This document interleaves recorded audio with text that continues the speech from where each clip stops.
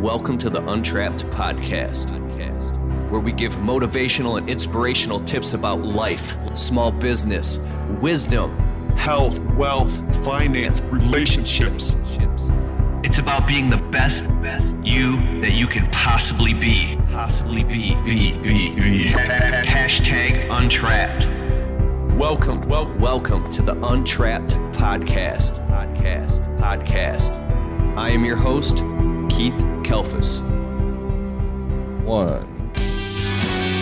It's the Stock Podcast. Sound. What's up? This is Keith Kalfas with the Untrapped Podcast. Man, we got Brian Fullerton.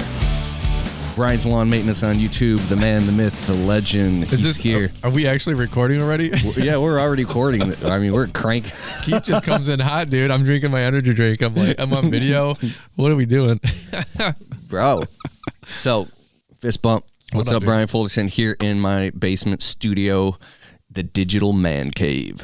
Dude, we got cameras, we got lights, man. We just did an episode on Brian's podcast, and it was awesome. Mm-hmm. And we're doing a back-to-back combo here, one on yours, one on mine. What's your podcast?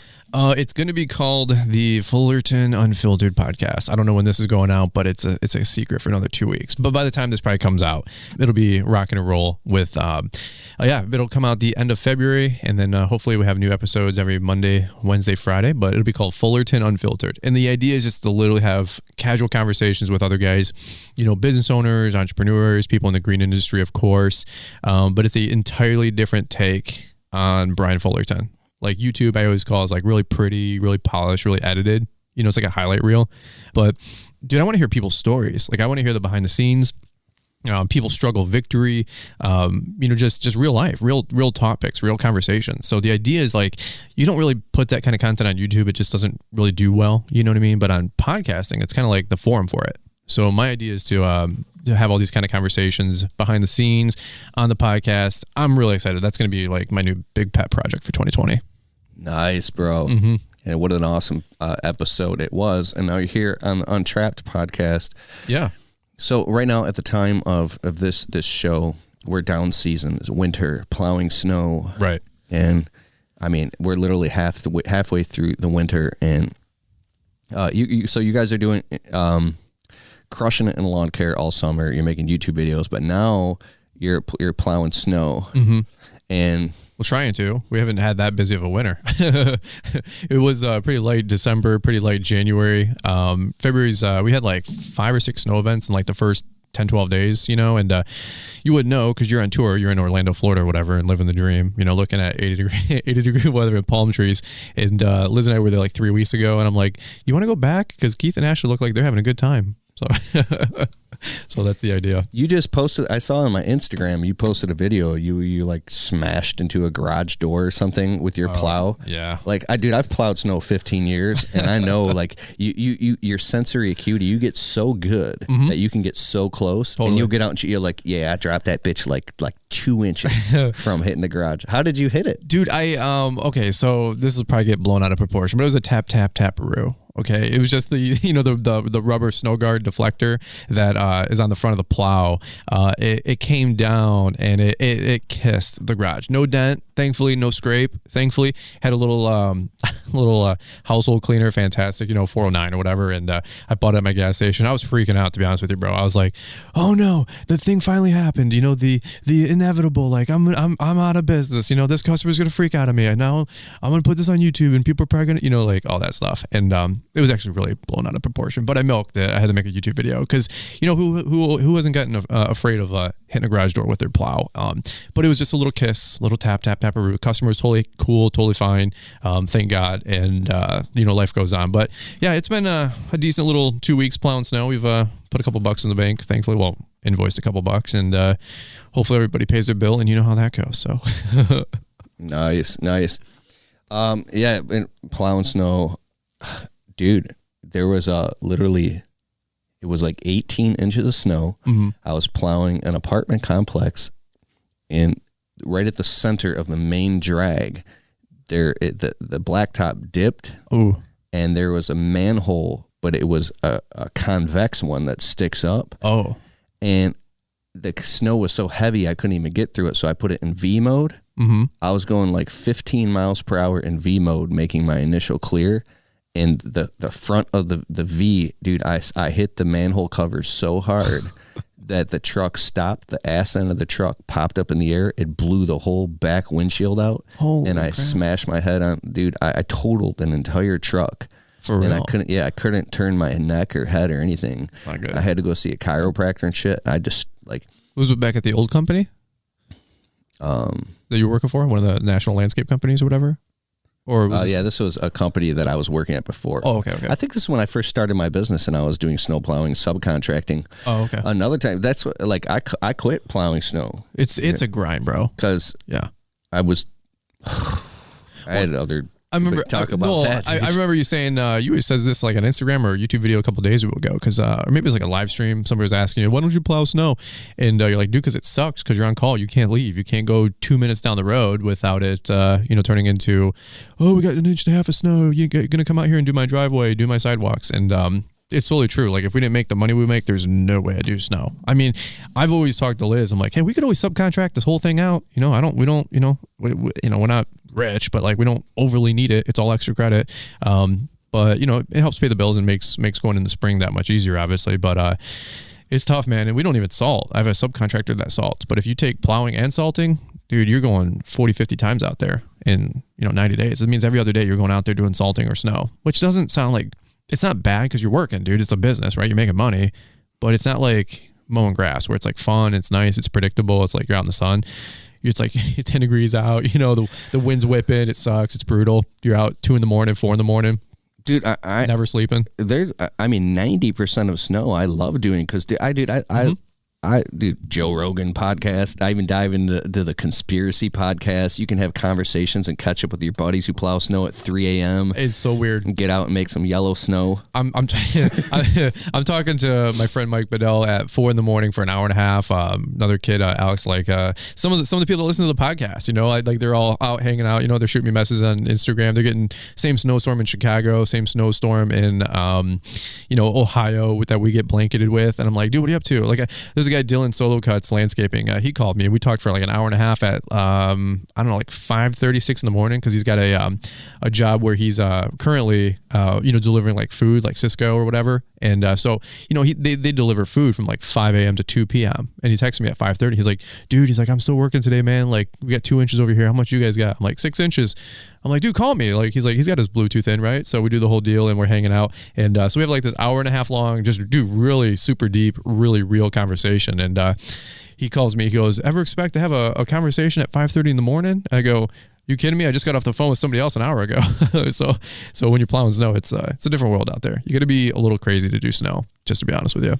And we can't do it now. We're all over the country. Like right. I mean, literally, we're gone in 3 different states just this month. So it's hard. And my business isn't like Stan Genetics business where he can do it remotely. Mm-hmm. And it takes a long time, a lot of commitment to get it to that point. So, well, there's, I know you went to Jason Creoles' event. Because Jason Creel asked me like probably like 6 months ago. He had his Lawn Care Life conference about a month ago at this time, and maybe not even. And he's like, Brian, can we get you in for speaking at my event again? Jason Creel's Southern, if you guys don't know. He's an amazing dude. I'm not making fun, but he's a Southern boy. And he's like, Brian, we'd love to have you in. And if you want to speak on stage, it's an open invite, blank check. We'd love to have you in. And I told him, I'm like, well, dude, like it's last time he did his conference, it was early November, right? And so it wasn't snowing. And so this time it was like mid-January, and I'm like, well, 25% chance I ain't going to be able to make it because, it's going to be snowing. And he goes, oh, well, I can't really bank on that. I go, I will be your backup if something falls through because I'll pay the insurance on the flight and I can be there in 24 hours. But I'm like, you need to get my boy Keith Kalfas. He's like, yeah, I know Keith. He's like, I've never really got to like talk to him one-on-one. Is he a nice guy? And that's my Southern accent, by the way. And I go, dude, get Keith there, man. And by the way, all the reports came in because Jason told me, I had him on my podcast, that you stole the show. Everybody else that was there did a great job, but he said everybody overwhelmingly, I guess he sends out a you don't know this, but he sent out a feedback report, like a survey, and everybody said like, who's your favorite person or topic? And I guess like overwhelmingly people said you, which spoiler alert, no surprise there. So good job. Oh, thanks, man. Yeah, here, send the $20 check in the mail, right? For the shout out. Oh, we're live streaming. Wow. Yeah, we're on the Untrapped Podcast right now and live streaming on Instagram Live. We have Brian's Lawn Maintenance. And guys, if you want to see the show. Wow, I'm on the big screen behind you. Yeah, on the big screen. Just type in the Untrapped Podcast on YouTube, and that'll all be on the video on that channel. Or you can listen to the podcast. Just type in Untrapped Podcast. We're live streaming on This guy's Instagram, got this Joe Rogan studio going on. There's TVs, there's monitors. I don't even know where to look right now. I feel like Will Ferrell. I don't know what to do with my hands, and it's pretty funny, dude. When you get two nerds like us together in the basement, we're just having fun. So this is good. But so we can get back to the podcast, I'm going to turn this off. I just want to say what's up, guys. We just did an episode on Brian's podcast as well. 2 weeks. In 2 weeks, it'll be out. 2 weeks. What's up, guys? How we doing? Yeah, dog. Love you guys.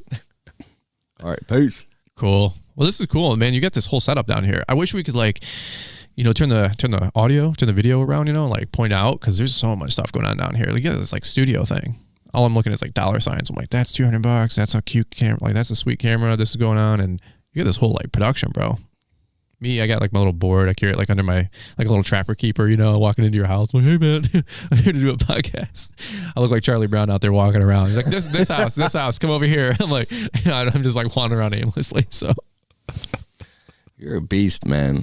I don't know about that. There you go. So I want to ask you about two things. One is your actual lawn care business, your plans in the spring, and then two, the other thing is you had the Launchpreneur Academy. Yeah. That I went to. It was an awesome experience, man. I learned so much there. And thanks. It was a good time. Thanks for speaking at it. You're doing that again this year? Yeah. November 7th, I think it's Saturday. We're going to do same thing, maybe 20% bigger. We got a different room because we were busting at the seams at the last one. There's going to be so many more announcements, but yeah, November 7th, Saturday. Hoping to have you in speaking again. I've already talked to you behind the scenes a little bit, and dude, it's going to be really, really cool. Hopefully get Stan there again, a couple other guys. We're going to rotate a few speakers. Not that they didn't do a good job. They did an amazing job, but just, change it up, keep it fresh. It was really good. Yeah, lawn care season's coming up, dude. I don't mind winter, like I said. I definitely am more of a grass cutting guy, I like making the money of snow. It's just, it's so hit or miss sometimes. But yeah, I run a maintenance business, man. I love cutting grass. I love being out there. It sounds so cliche, even this will be our 13th or 14th season, but it's still one of those, I've never felt like I've worked a day in my life, deals. I love cutting grass. I've never woke up one day and I'm like, I'm done with this. I don't like mowing. And yeah, we tote the camera around with us, 2-3 days a week, and try to capture some content while we're out there mowing, just to, capture videos and edit that nights and weekends. And but yeah, dude, I love cutting grass. Now, you said spring's right around the corner. That's always debatable. In Michigan, we don't get the nicer weather till June. So I see the guys right now on Instagram. I'm watching them in Texas, and Florida. They're already starting back up. I'm like, we're not going to be mowing grass for dude, for real. I'm like, we're not even going to be mowing until end of April, early May at best. It's just Michigan. It's the Midwest. So these guys in Texas, they're like, yeah, I just got my new mower. We're going to go lay some stripes this week. I'm like, right now it's early February. It's actually Valentine's Day. So our wives are hanging out together. They said, screw you guys. No, I'm just kidding. Oh yeah, Valentine's Day. You can do anything tonight for the girl? Every Valentine's Day, yeah, we go out to dinner at this nice Italian restaurant down the street. Ooh. And I buy my wife roses and a card, and we spend the whole evening together. I love it. I love it. Liz and I told her, hey, we're doing dinner tonight at 6, actually with a friend of mine, Mike Bedell, and we're a really nice steakhouse that Mike introduced me to, and it's way above my pay grade, and but it's really, really good food, some of the best food in Michigan. It's called the Big Rock, steak and lobster. It's super good. But I'm like, hey, do you have anything going on in the morning? She's like, no. I'm like, cool, I'm gonna go do a podcast or two with Keith on the east side, and I'm leaving at 8 a.m. She's like, what? I'm like, bye. So anyway, we're working today, man. No days off. TGIF. The grind includes Friday. The grind includes Friday. Yeah. Hey, I want to ask you about lawn care. My first couple years in my landscape business, I did cut grass my whole life. Mm-hmm. And I started cutting grass naturally when I had my business. And I was doing maintenance and lawn care. And I had to start pushing all my lawns to Sunday. Oh, wow. I was going out and doing them a Saturday and Sunday on the weekends. Sure. And then I had so much request for landscaping installs and maintenance that my lawns became this huge pain in the ass. Sure. So I literally gave them all away. Right. And I went full blown into, and I never thought that would happen. Mm-hmm. But it's like, how do you make money doing lawn care? Like, unless you have really strict route density, and how long does it take to build your business to the point where you have that route density and now you're just dominating those neighborhoods? Well, I mean, super good question. I mean, it's so dynamic. We've tried to do a couple videos on these topics, on YouTube. And I think we even did one together when we were hanging out at a hotel together. And it was probably just a few videos back on your channel, like maybe or the same time last year, to be honest with you. Here's the deal. There's not a ton of potential profit in maintenance, right? Like you said, you might make, less margins than a landscaping job or brick paver patios. So it's one of those volume things for sure. Like if you're not doing volume, it's hard to keep up. But I've also just said, you know what, I'm going to focus on one thing. We're really hardcore maintenance. Like we do cut 30, 35, 40 lawns a day. Now, of course, you have to have that hyper route density to do that. And so a little bit of context. 35 to 40? Oh yeah, dude, we crush it. Like we don't even rack the mower. Like there's times we drop it off at 8, we rack it at noon, we go to lunch for 35, 45 minutes at Jimmy John's, we come back, we drop the mower, and I just literally shuttle house to house to house to house to house to house. Word. Dude, totally. So here's the deal. Like it's like, oh, how can you make money on $30 or $35 cuts? Well, it's 35, 35, 35, 35, 35, 35, 35, 35. Right? And so yeah, you can do 800, 900,000 bucks a day. And we do that all day. But here's the deal, something that people like got to understand too is like if you're doing landscaping, it's kind of tough to like come home and like edit YouTube videos if you're doing landscaping. It's something that I give people that do landscaping like tons of credit to do YouTube behind the scenes because, when I get done at 6 o'clock, I kind of cash out my office on my yard books, you know what I mean? And I'm like, hey, here's everything that I got going on for the day, any special notes, so on and so forth. But like, do you do landscaping or patios, all this mess? You got to come home and do quotes for 2 hours. You got to price stuff, bid stuff, go to nurseries, do the whole deal. I don't do any of that mess. God bless those people. Now, again, some people are like, yeah, I just did a $4,500 landscape install and, took 2.5 days, and they like net $1,800. I'm like, well, I'm mowing, $900 a day. It's the same thing. But, so anyway, mowing is not for everybody. I know that. I like mowing. But I think if you want to do mowing and do it right, you'd have to have that route density for sure. But dude, there's still stuff that we do like landscaping, like we'll do pruning, mulching, just a lot of the simple stuff. We don't get super fancy just because, I know my lane, if you will, but I love hardscaping, love brick paver patios, love outdoor living spaces, love all that mess. But I just know like, hey, we're a maintenance business. I've been doing this for a decade. My clients are used to a system. I'm used to a system. My employees are used to a system. My billing is all down. Like I've got everything kind of systematized and I know what to expect, and plus it just fits into our lifestyle too. Like Liz and I want a little bit more predictability. We want to start a family this year, do the whole deal. And so at the end of the day, like you have to figure out what works best for you. So if you're a 19-year-old kid, you might not want to cut grass all day. I totally get that. You're like, I want to use big, $5,000, $25,000 landscape installs and, patios. Dude, that's awesome. The older you get, the less chance that you probably want to do all that kind of stuff. So hopefully that makes some sense. But little awkward silence here as Keith's taking photos. This guy's a social media guru and superstar. I should probably be doing the exact same thing, but again, I don't know what to do with my hands. So I do think about that. So our business is 4 different quadrants. We do maintenance, landscaping installs, tree work, and window cleaning. The highest profit margin thing that we do is pruning, tree trimming all day. I'd imagine, yeah. Okay, because you see it, make it disappear, in and out piece. And it's big shit that the customers can't get themselves type thing, whatever. Yeah. So the lowest profit thing we do is general maintenance hourly, like pulling weeds and stuff like that. Now, the highest ticket revenue generator we do is landscape installs. We do jobs from 6 to 10 grand. But at the end of the day, when I look at the numbers, the profit margin only goes up on, like, so if we do a $4,000 to $5,000 landscape job, even $2,500, the profit margin is it's 28%. Mhm. And it only goes up above 50% after we cross $5-6 grand. Basically, the bigger the job, Right. the higher the ticket price, the more revenue that you can fit into little tiny pockets, and the more, now it's a time game. How quickly and efficiently can you get this thing done? 20 yards of mulch versus 3 yards of mulch.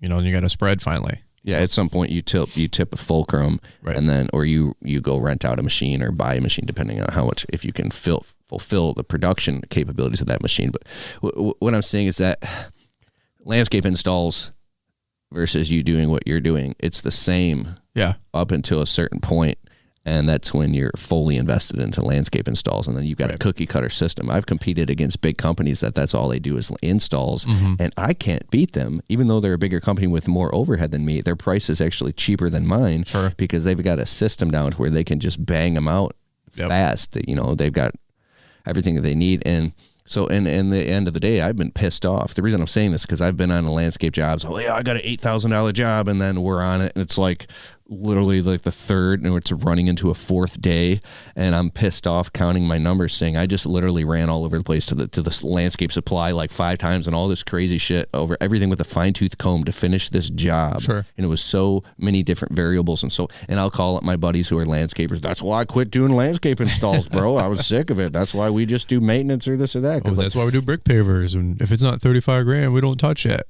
I'm like, what do you make on a 35 grand install? Like, oh, dude, we made like 6 grand. I'm like, nice, dude. How long did it take you? Oh, 6 days.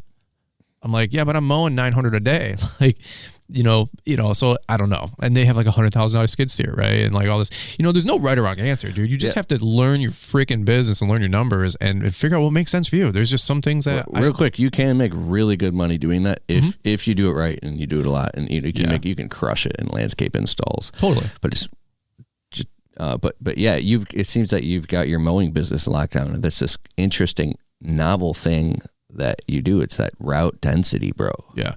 Well, it's funny if out of the 100 different things that you had to do right in a business, there's maybe like the first 5 or 6 I actually did right. Everything else I had to like learn over the last decade, let alone the last 4 or 5 years, especially, dude, throwing my life up on the internet, right? And just like going through the crucible and getting judged and comments and feedback and critiquing, all of it awesome. The good, the bad, and the ugly, right?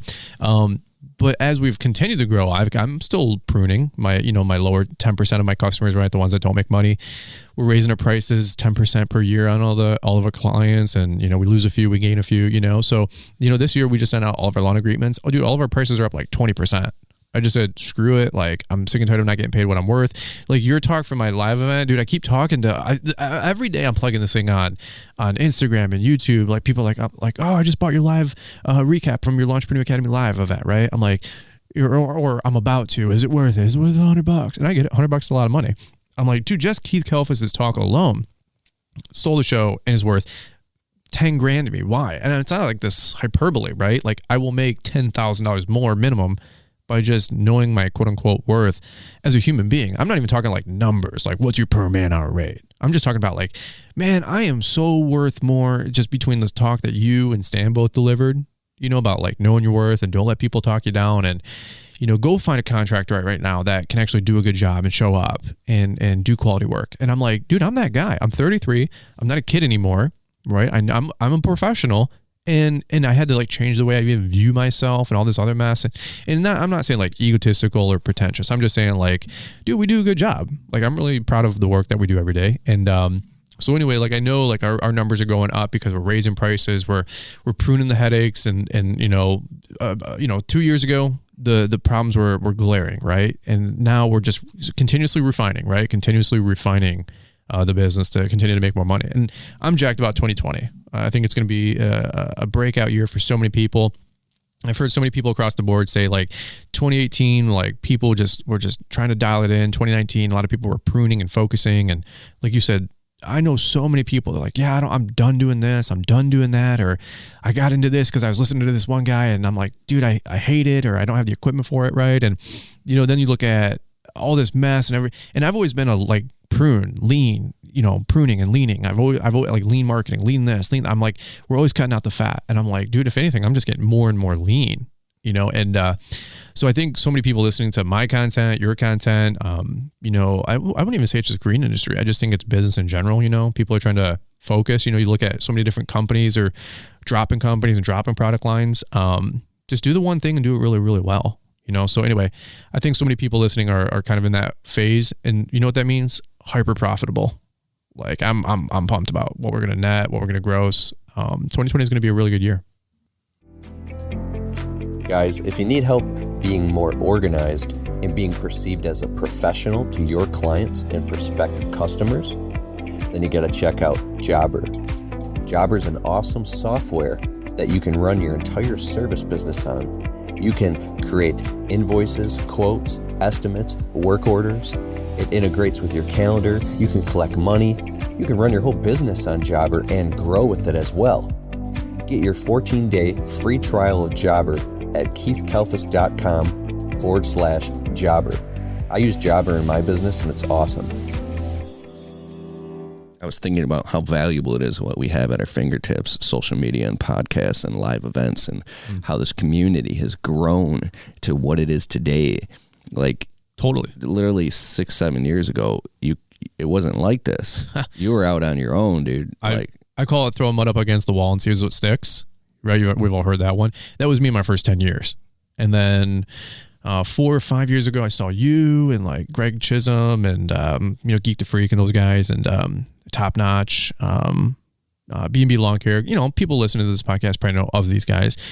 I wouldn't say like everybody's like trying to do like how-tos and reviews. They were just like kind of documenting their life and just having a good time, just, putting stuff out on YouTube. But dude, like I always tell people like I've been a product of YouTube as well. Like it's a two-way street. Like I've tried to dispense as much good info that I can that I've done right. I've talked about the failures of what I've done wrong, but at the same point, like I just did a video like a week ago. I don't know when this podcast will come out, but I did a video not even a couple days ago talking about snow plowing, right? And whether or not to do residential and whether or not to do sidewalks part of residential. Dude, I could look up the video right now on my phone, but it had like 600 likes, 7,000 views, and like 200 comments in a day. 200 people leaving a paragraph on the video. Like, don't do shoveling, don't do residential.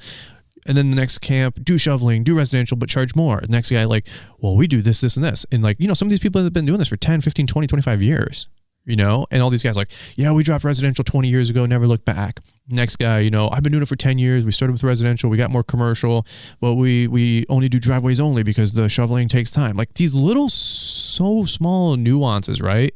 Of like the business. You didn't have these kind of conversations 5 years ago.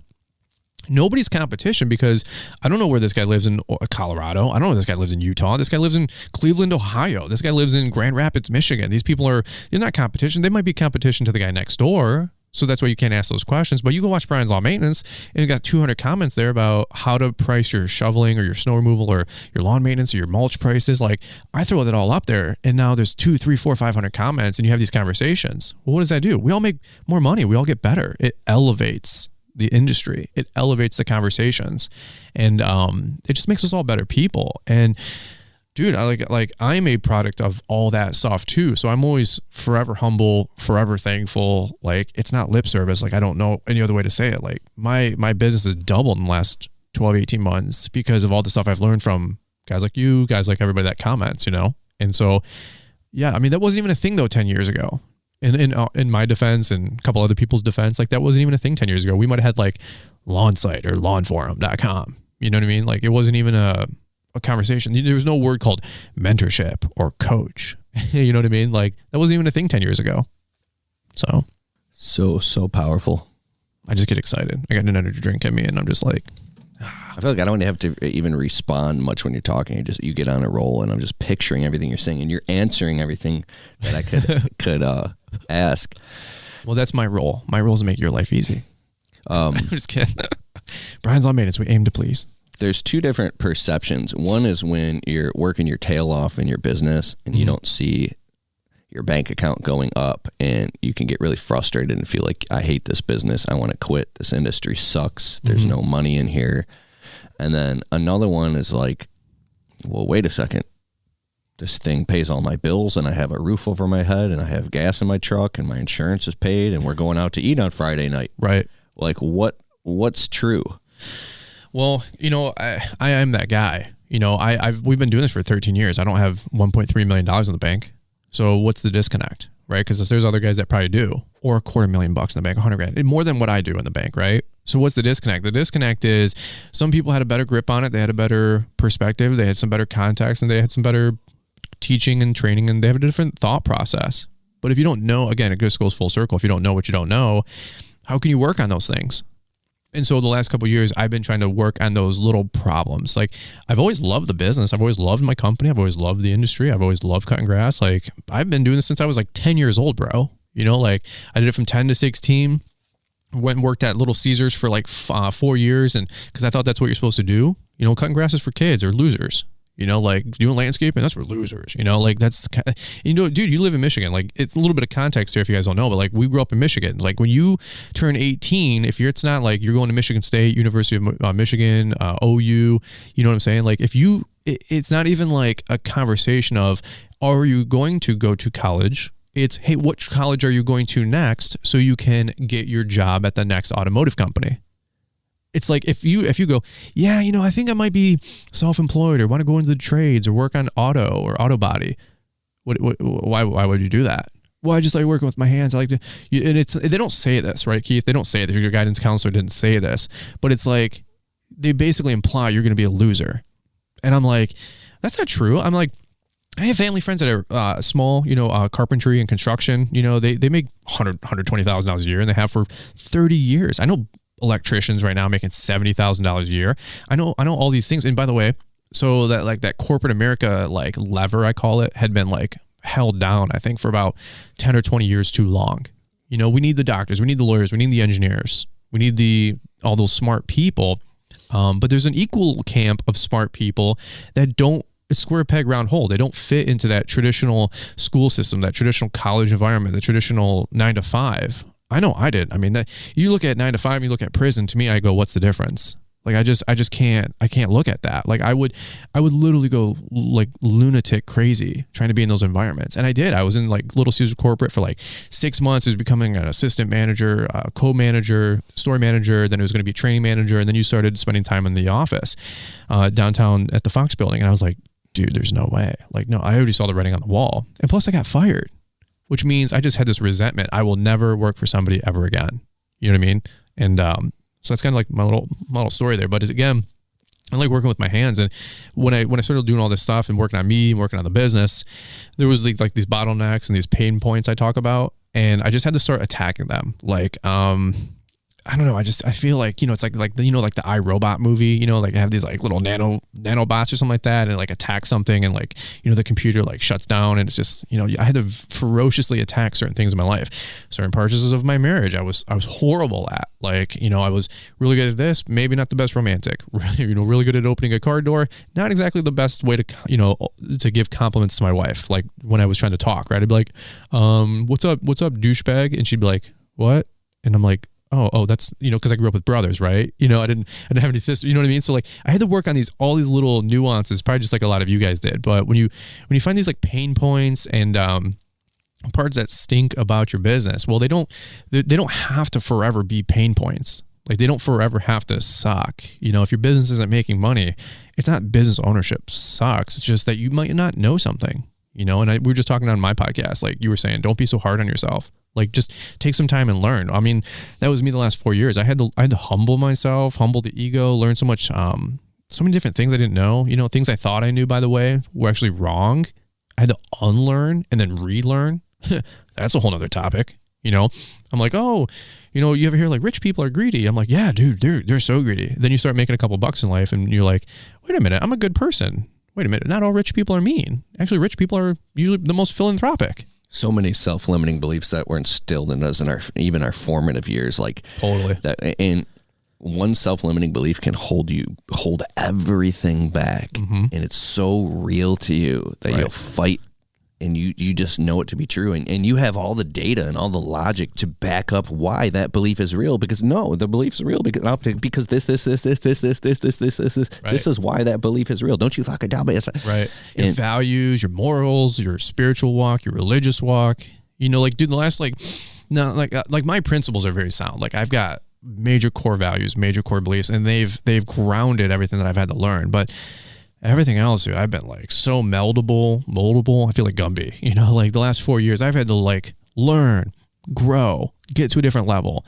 And then the same thought process that brought me to that level will not take me to the next level. So I have to unlearn, relearn, reposition, You know, and it's just been, you know what it's been, to be honest with you? Super exciting and super exhausting. Like it's been one of those things where, you know, the bags under my eyes are like the outward. But people don't understand there's something internally going on, and it's just exhaustion. Like there's sometimes people look at my eyes and like they're glossed over and they're like, what do you want? I go, I just don't have any sleep. You know, I've been working 80 hours, 100 hours a week to take care of my girl and, you know, my mom who's getting older and my girl's mom who's getting older. And I see the writing on the wall, you know, I'm like, okay, I'm going to be a couple people's 401k here. Like, you know, so anyway, that's why I go. Plus I just get caught up in helping people because I know how much pain was like behind the scenes in my life, you know, with like not having money, not feeling successful, not feeling accomplished. You know, all these different, you know, like you said, societal peer pressures, you know, not having a home, not having kids, not having a girl, not having nice cars, all this, fill in your poison, pick your poison, I would say, you know, no watches, no clothes, no cars, no shoes, no nothing. Right. And so I just wanted to right a lot of not wrongs, but I don't know, dude, when I start learning how to be successful, I then kind of realized I need to make up for some lost time. Actually, I'll give you an analogy. Imagine this. Imagine you got this huge cylindrical the steel drum, right, on this like perfect axle. This thing is just like perfectly like NASA precision tools, right? This huge wheel that's just spinning. It's going as fast as you can imagine, spinning. And that was like the last 10 years of my life was I put my hands on this wheel, right? And this disc, it was just spinning, and I put my hands on it and it would like, I tried to slow it down and I'd make like a little bit of effort on it, but like my hands would burn up. So I got to take my hands off. Right. And then I'm like, oh, I got to get this steel things from stopping the spin. So like I put my hands on it again and like it'd burn my hands off and I got like, oh, it hurts, but it would start to slow down just so incrementally. Right. But you wouldn't even notice. And then like I turn around, I put my back on it. Right. Like I'm like, oh, I'll just put my back on it, burn it up. And it would like really kind of like, you know, pump the brakes on it. But this thing is, you know, this, you know, 2-ton steel wheel just spinning and spinning and spinning. Well, I was just trying to stop it and stop it and stop it. I'd stop it and put my hands on it. And, you know, by the way, it took about 10 years for this wheel, like this Price is Right wheel, you know what I mean? To just stop spinning. And I was like, okay, this was about 2 to 3 years ago. Is the wheel like the speeding locomotive train of life happening fast, just going, running you over and you can't? 100%. What is it? It's life. It's just, you know what it is? It's so many negative cycles. It's poverty. It's my family's name. It's my relationship. It's my everything. It's like all these different problems. This wheel is this all-encompassing problem of like me not being able to live up to my full potential. All negative beliefs, self-limiting beliefs, just all the toxicity, just enough of this life, you know, all this life coming at me, you know what I mean? And it's just like, I got to stop it. You know what I mean? Like dude, this is so funny. I've never shared this story, but I literally remember going down the road about 4 or 5 years ago, probably about 4 years ago. And I was driving and it just like, I was having this exact same internal dialogue and conversation with myself. And I'm just like, why is all this stuff happening? Why can't I make it? Why is my life not propelling forward like I want? And dude, like, I swear to God, like the Holy Spirit jumped up in me and I yelled out loud in my truck. It was such a weird experience because I've never had this happen, but I yelled out, well, fight back. Like, dude, I had this total out of body experience. Like, I did not say those words. Like, I was just like, I had this crazy out of body experience where I just screamed at my truck. I remember I was on the road going to my mom's house and I just went, fight back. I was like, what the is that? It wasn't me. But that was like God and the Holy Spirit in my interpretation yelling at me to be like, stop with the whining. Like, stop. Like, put your shit together. Get your shit together. And so here's what happened. It took me 10 years to stop all these negative things going on in my life. Right. And then I meet Liz 6-7 years ago, and we've been married for 5 and just rock. She is like my girl. She is my everything. Right. Like, I love my girl. And so I'm starting to, about 6 years ago, we kind of meet and I start having this big steel drum. Well, the story doesn't stop just because I got the thing to stop spinning. Right. Now I got to start spinning it the other way. You know what I'm saying? So now I get on this drum and I put my hands on it and I push it upwards. I'm like, we got to get this thing spinning. This is prosperity. This is wealth. This is happiness. This is momentum, right? So I'm moving this wheel and it starts kicking upwards. Okay. Well, so I put my hands on it and it peaks upwards, but then I take my hands off it and it kind of like turns back a quarter turn and it goes right back to where it was. And that was my first lesson about consistency. Right? Because you can't just, if you stop the wheel too, and then you want to push the wheel up, you have to continue momentum, right? You can't go to the gym for 2 hours one day and not go the next 3 days and go every week for every day for the year, right? Like one of the things I say a lot, and I borrowed it from somebody else, was you never quite own success. You can only rent it. Your rent is due every day. I heard that quote and that spoke volumes to my life. So 4 or 5 years ago, I heard that quote. And so what happens is I start pushing on the wheel. What does that mean? I'm raising my prices. I'm knowing my worth. I'm learning my business. I'm working on my accounting. I'm working on my finances. I'm working on my relationship. I'm working on my spiritual walk. Like every little thing, every single day, working on all this stuff. So I'm pushing the wheel. And the wheel like went one whole rotation. Holy crap. I'm already exhausted, right? Because it's tough, dude. Like, there's no momentum in the beginning. I'm pushing this wheel some more. I meet Liz. Hey, like, what's up? I'm going this way. We're going on this adventure. She's like, hey, I like you. You're a good looking dude. Let's do this thing. So we're having some fun. And I go, hey, by the way, I pull back this curtain, right? And by the way, she had her own wheel. And it took about 2-3 years for me to stop her wheel.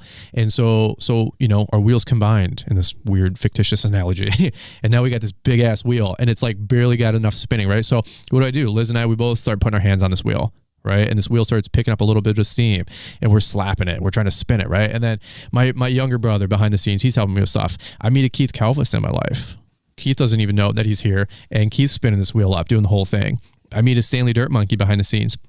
And, sometimes I meet Stan and Stan comes running over and Stan starts helping me flip up the wheel. And he doesn't know that, but Stan's helping me spin this wheel the right way.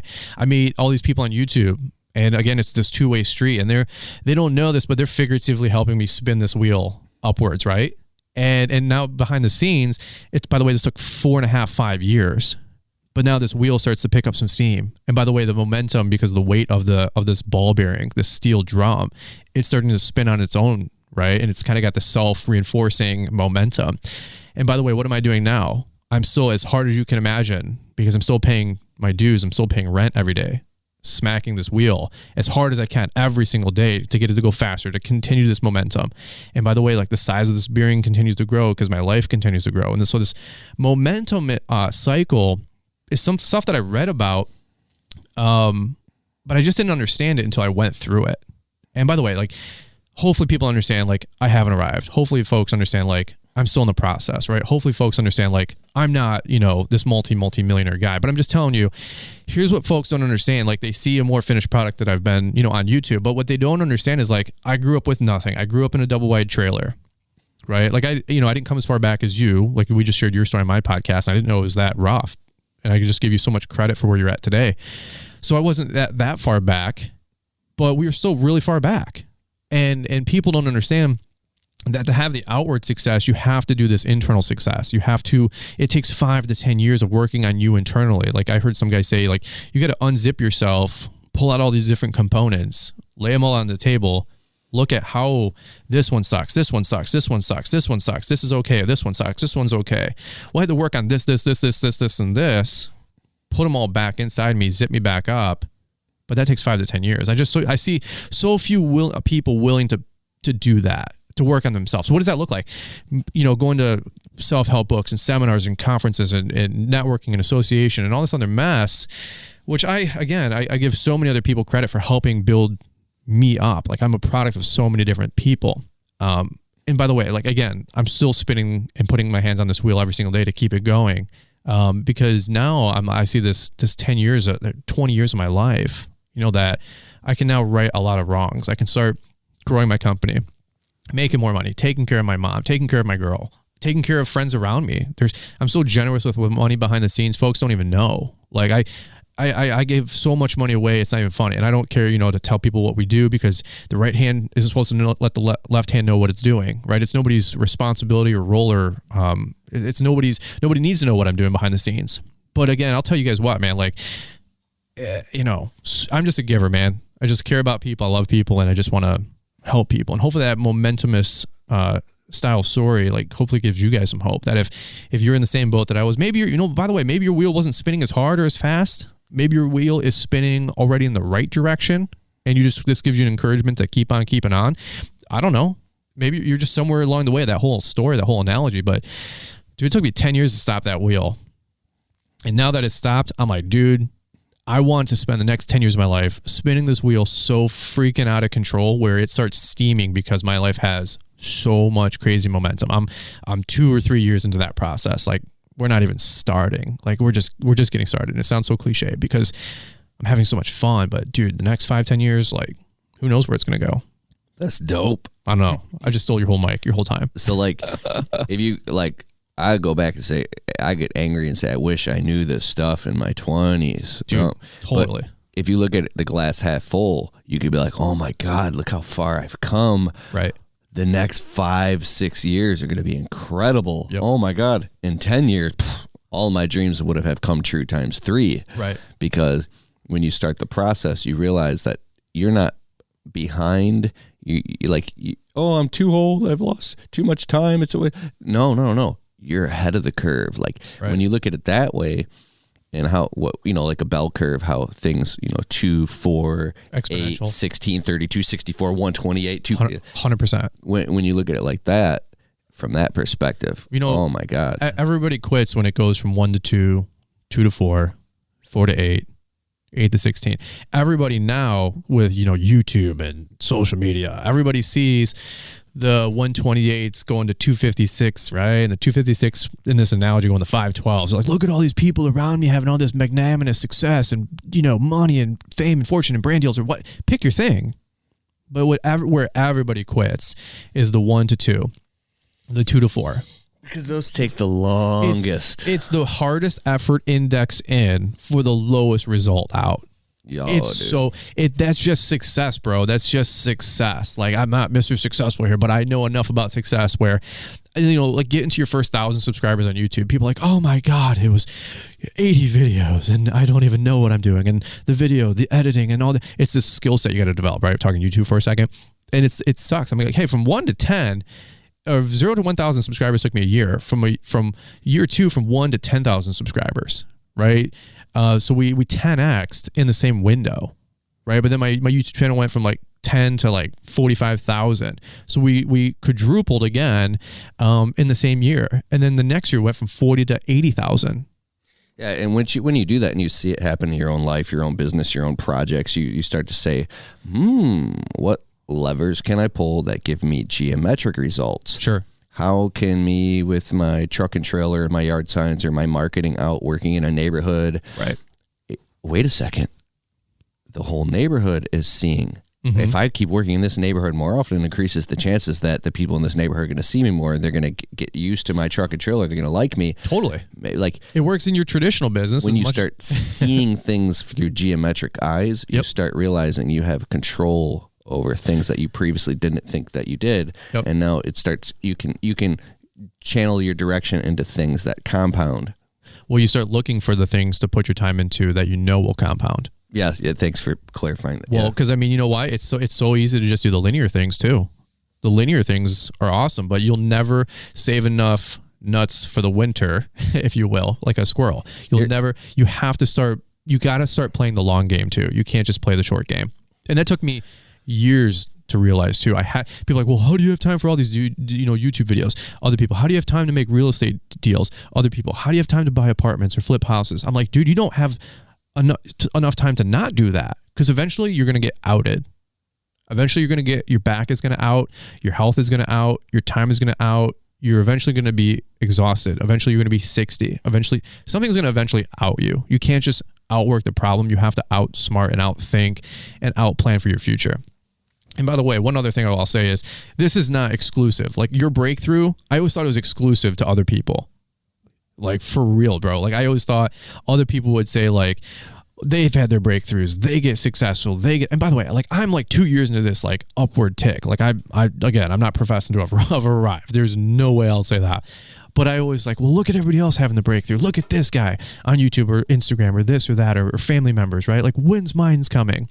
You know, and so I only share just to relate that I'm in the process, just like you guys are. Like, somebody might be one season ahead of you, but we're all on that same train. Well, I do think that on that spectrum, looking at somebody else who's crushing it, you know, if it gets you jealous or upset or angry or makes you go through a season where you become competitive or like, I got to figure this thing out. How are they There's two different ways. Or you can look at it and it's inspirational, but sometimes that might be the pain it takes to get you to take action. Because if you really want to say the things that you say you want, I call it righteous anger. I built everything over the last 4 years on righteous anger and competitiveness. But so it's funny because like externally, I am not loud, outspoken, Mr. People Skills. Like I'm not Mr. Be in front of the camera like so many other people are, especially on YouTube. If we're talking YouTube, behind the scenes, I'm really competitive. But I'm like, okay, well, I'm just gonna out-focus, out-consistent, outperform, right? And there's nothing wrong, dude. Sounds really bad. I've probably never publicly said this either, but like when I was growing my YouTube channel, I'm like, I'm at 800 subscribers. This guy's at 1,000. I'm going to just make great videos so I crush that, dude. I think thoughts like that. Do you ever get like that? Oh, yeah. I mean, you know, this guy's around town. I don't share it at all, but I'm pretty competitive. I hide that part. Totally. But dude, I'm like, you will never fucking outwork me. I will fucking make 1,000 YouTube videos. Or out-edit, out-perform, out-music you. I will find the best music track. It's just, I mean, we're talking YouTube and being nerds, but like it was the same thing with my business. I will out-brand you. I will out-market you. I will work my guts off to learn and to out-perform. But you know what? You need that. Like, here's a tip. I don't care if you grow your life with happiness or you grow your life with being mad or angry. I'll be honest with you. 90% of my breakthroughs in the last 5 years came from me being angry. I mean, yes, sometimes that's what it takes is getting angry. Dude, I'd be so mad at the fact that I'd be so mad with my wife. Like I would be, why are we fighting? Is what I would like eventually like either in the moment or like, you know, 2 hours later when we both calm down, you know, after we slammed doors, after somebody, you know, ripped out of the parking lot, you know, living in an apartment, Fullertons are fighting again. You know, our neighbors, bro, on both sides watch my podcast and my YouTube videos. I was walking down one day, swear to God, and this guy walks down with me at like 7:30 in the morning. We're both leaving, and he's in HVAC, and he goes, "Hey, what's up, Brian?" I go, "Hey, good morning," and he goes, "Hey, by the way, dude, I loved your Milwaukee heated jacket review video." I went, "Come again?" I mean, imagine like this abrupt at 7:30. I'm, you know, rubbing crusties out of my eyes, still waking up, and the guy goes, "Dude, great job." I go, You watched my video? He goes, "Yeah, dude, I watched your videos for like the last couple of months." I'm like, and dude, just panic. I'm like, dude, we just had a blowout like a week ago. Slam doors, you know, like the whole deal. I ripped out of the parking lot with my Infinity. Cold start, what? You know? And I'm like, oh my God. And then on the other side, you know, of my apartment would be this other guy who I'm still really good buds with. And dude, like, I know he heard that fight because I was banging on that wall. And I got so mad that we were having fights. I got so mad that I was broke. I got so mad we had no money in the checking account. I got so mad that I just spent 3 years burning up a lawnmower. The engine's burned up. I got to trade it in. I got no money to buy a new one. I just got so mad at everything. I said enough I mean, literally, like I said earlier, 4 years ago, this voice just came out of me. Fight back. Fight back. You know, Grant Cardone would say, stop being a little bitch. But for me, it was fight back. My word is bold. What would the bold Keith do? Yeah, fight back. So if you have to snap and get angry and flip out, dude, to say fuck that. Yeah. Well, I'm gonna be honest with you. Like that disc, it was spinning. The cavalry wasn't coming. Right, the cylinder that's spinning, this Price is Right wheel, it's spinning, it's spinning, it's spinning. Who's gonna stop it? Like, dude, sorry, it's up to you. If it is to be, it's up to me. What's the old one? Work like it depends on you, pray like it depends on him. I mean, that's how my whole story was. So that's what I got, dog. Fight back, dude. All right, let's wrap this up, dude. Awesome having you on the show. Where can everybody find you, Brian? Brian's Law Maintenance YouTube, Brian's Law Maintenance Instagram, and then the Fullerton Unfiltered podcast. It's going to be my new thing for 2020, and people want the real story, the real conversations behind the scenes. Whether you guys know it or not, you can't. YouTube is just not the forum for that. right? Podcasting it is. And so invite you guys to come hang out. If you guys want some belief that if I can do it, you can do it, I'm that guy, come hang out. I'll raise your belief, and I think you have a good time hanging out. So Whoop, whoop. we out. We out. Thanks again for joining. Awesome, bro. Hey. Yes. And I got some pictures. I'm putting this up. Your Instagram and my Instagram. Yes. Check it out. Check out the stories. Thanks for having me. Guys, you got to try Responsibid. Yes, Responsibid. This is a software that I'm plugging into the front of my website for the past 2 years now that literally closes jobs. Yes, it sells jobs for me on autopilot while you're out doing other jobs, sleeping, on vacation. I'm not kidding. This software called Responsibid, you plug it into the front of your website and a customer can get what's called an instant bid, right? And then they go in and now they can actually get pricing and get qualified. You can actually plug in little videos of yourself introducing yourself to the customer. It's a funnel. And then once they go through it, they can actually get on your calendar, sign a proposal, and be ready to do the work. And all you have to do is show up and do the work. I didn't even believe it until it actually happened to me and I got the software on my website, and now it's definitely part of my business. And I couldn't imagine being without it. So get your free trial of Responsibid today at keithkalfas.com/bid. keithkalfas.com/bid. BID.